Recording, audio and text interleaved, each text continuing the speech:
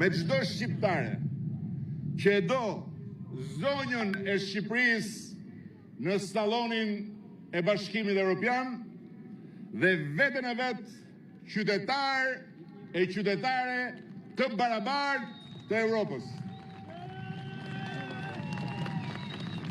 Prandaj edhe është krejt ndryshe nga të gjitha herët e tjera mbledhja jonë sot këtu në këtë shesh ku qëndron dëshmitar dhe udhëfyes stoik shëmbëltyra e profetit ton kombëtar, hipur mbi kalin e historisë shqiptarëve. Ka thënë dikur një mendimtar evropian, nëse është e vërtet, siç e pohon edhe vetë Kurani,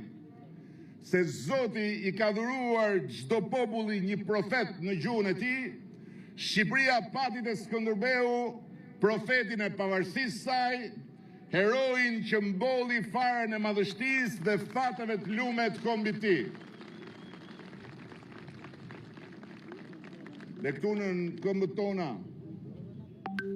me qindra e me mira plakzat e sheshit që mban emrin e profetit, rrëfejnë hijen e gjatë të qenies sonë shqiptare,